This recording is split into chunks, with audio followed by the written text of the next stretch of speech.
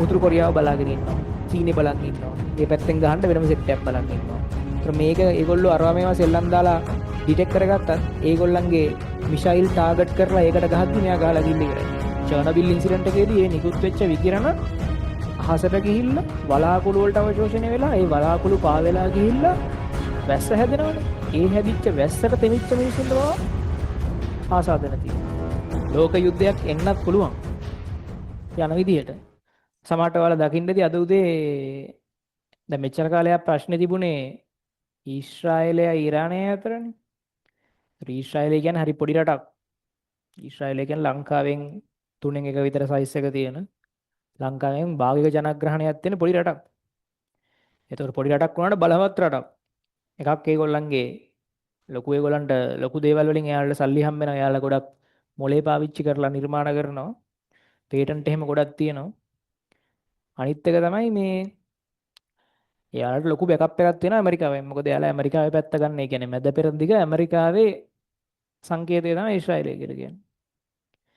කොහොම හරි දැන් ඊශ්‍රායලය ඊරානයේ ප්‍රශ්නේ අතරමැදදී ඇමරිකාවෙන් ඊරානයට කියලා තියෙනවනේ අර මේ වැඩේ නවත්තන්න කියන එක. ඊට පස්සේ ඒක ඇහුවේ නැති හින්දා අද උදේ ඊයේ රෑ එළි වෙනකොට අද උදේ ඇමරිකාවෙන් ඊරානයට ගහලා තිබුණා මේ නියුක්ලියර් සෙන්ටර්ස් 3කට.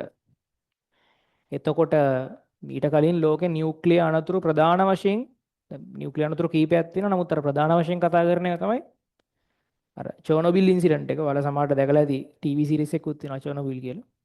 අනිත් එක ෆුකුෂිමා කියලා ඉන්සිඩන්ට් එකක් තමයි 2011 ජපාන. ගම් වතුර මේ මුහුද කොට ගල්ලා න්‍යෂ්ටික බලාගාරයකට.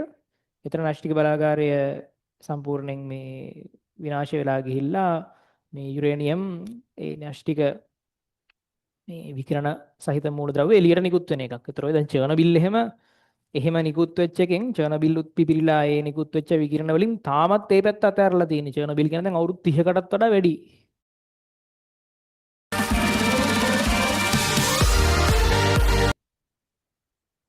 ඒ තාමත් ඒ පැති අතහැරලා තියෙන්නේ චර්නොබිල් පැති. උතර දැන් ෆුකුෂිමා ඉන්සිඩන්ට් එකෙන් පස්සේ තාමත් ලොකු ප්‍රදේශයක් අතහැරලා තියෙනවා. එතකොට දැන් අද උදේ නියුක්ලියර් සෙන්ටර් එකකට ගහපු එකෙන් ඒවා විල ලෝකේ අවුරුදු 30 40ක් කතා කරන සිද්ධි.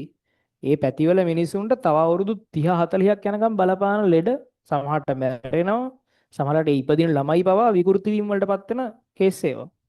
එතකොට දැන් අද උදේ රිපෝට් වල හැටියට මම දැක්ක විදිහට ඊරානයෙන් කියනවා මේ ඉන්සිඩන්ට් එකේදී මේ බෝම්බ වැදුනට මේ විකිනශීලී මූලද්‍රව්‍ය එළියට පිට වුන්නේ නැහැ කියලා. එතකොට පිට වුණා නම් ඒක ලොකු ප්‍රශ්නයක්, තාම ප්‍රබල ප්‍රශ්නයක් වෙනවා. මොකද ඒ විකිරණ වලට නිරාවරණය වුණාම මිනිසුන්ගේ ජාන පවා විකෘති වෙනවා. කියන්නේ මිනිසුන්ට මියුටේෂන්ස් එනවා, කැන්සර් හැදෙනවා. ඊට පස්සේ ඉපදින ළමයින්ට පවා ඒක ප්‍රශ්නයක් වෙනවා. මේ ගස්වැල් වලට පවා ප්‍රශ්නයක් වෙනවා. මේ ගස්වැල් වල හැදෙන ගෙඩි පවා විකිරණශීලී. වතුර පවා විකිරණශීලී. දැන් ඔය චර්නබිල් ඉන්සිඩන්ට් එකේදී මේ නිකුත් වෙච්ච විකිරණ අහසට ගිහිල්ලා වලාකුළු වලට අවශෝෂණය වෙලා ඒ වලාකුළු පාවෙලා ගිහිල්ලා වැස්ස හැදෙනවනේ. ඒ හැදිච්ච වැස්සට තෙමිච්ච මිනිසුන්ට පවා ආසාදන තියෙනවා. ඒ කියන්නේ විකිරණ අවශෝෂණය වීමෙන්. ඒතකොට දැන් අද ඉරානයේ පණිවිඩයක් නිකුත් කරලා තිබ්බ උදේම මේ ඒ ඉන්සිඩන්ට් එකෙන් නියුක්ලියර් ලීකේජ් එකක්, ඒ කියන්නේ විකිරණ මේ කාන්දු වීමක් තිබුණ නැහැ කියලා. හැබැයි ඉතින් මීට කලින් ෆුකුෂිමා සහ චර්නොබිල් ඉන්සිඩන්ට් වලදීත් ඒක පිපුරපු ගමන් ඒ රටේ ටක් ගාලා නිවේදනයක් නිකුත් කරලා තියෙනවා එහෙම විකිරණ කාන්දු වීමක් උන්නේ නැහැ කියලා. මොකද මිනිස්සු බය වෙනවනේ. මිනිස්සු බය වෙන හින්දා ඔය චර්නොබිල් ඉන්සිඩන්ට් එකේදීත් ඒ වෙලාවේ මේගොල්ලෝ කියනවා විකිරණ කාන්දු වීමක් උන්නේ නැහැ කියලා. කියන්නේ රියැක්ට් එක පිපුරුන්නේ නැහැ කියලා ඒ වෙලාවේ කියනවා. නමුත් ඇත්තටම පස්සේ බැලිනා රියැක්ට් එක පුපුරලා. ඊට පස්සේ ෆුකුෂිමා ඉන්සිඩන්ට් එකේදීත් එයාලා මුල්ම පෑ ගානේදී කියනවා මේ විකිරණ කාන්දු උන්නේ නැහැ කියලා. දැන් මේකෙදිත් එයාලා මුල්ම පෑ ගානේදී කියනවා විකිරණ කාන්දු උන්නේ නැහැ කියලා. මේක නියුක්ලියර් රියැක්ටර් එකක් නෙමෙයි. එතන කියන්නේ නියුක්ලියර් සෙන්ට් එකක් තමයි ප්‍රධාන හානියකට ලක් වෙලා තියෙන්නේ. ඒ කියන්නේ ගබඩා කරලා තියෙන තැන. ඒතර අපි දන්නේ නැහැ සමහරට ඉතින් එහෙම වුණාද දන්නේ නැහැ, බොරුවට කියනවත් දන්නේ නැහැ. මොකද මිනිස්සු ලොකුවට කලබල වෙන හින්දා. ඒක ඉතින් බලන්න වෙන්නේ තව දවස් දෙක තුනක් ගියාට පස්සේ. මොකද ඒගොල්ලන්ගේ ෆැසිලිටි එක තියෙන්නේ, ඒ කියන්නේ මේ ඉරානයේ ඒක තියෙන්නේ පොළොව යට. දැන් ඔය සාමාන්‍යයෙන් ගොඩක් ආරක්ෂිතව පොළොව යට තමයි හදලා තියෙන්නේ. සාමාන්‍ය බෝම්බයක් පොළොවට පතිත කරාට ප්ලේන් එකකින් ඇවිල්ලා ඒකෙන් පොළොව යටට හානියක් කරන්න අමාරුයි. මොකද බෝම්බ හදලා තියෙන්නේ වටේට බලපෑමක් ඇති කරන්න. දැන් මිනිසුන්ට එහෙම ගහන බෝම්බෝදි මෙහෙම ගැව්වම වටේටනේ බලපෑම ඇති වෙන්න ඕන. ඒතර ඔය අද ගහලා තියෙන්නේ වෙන බෝම්බ జాතියක්. ඒ බෝම්බ වර්ගයක් විශේෂයි. ඒවා බංක් බස්ටර්ස් කියලා జాතියක්. ඒ කියන්නේ ඒක වැදුනට පස්සේ පොළව යට තමයි පිපිරෙන්නේ. පොළව යට තමයි පිපිරෙන්නේ.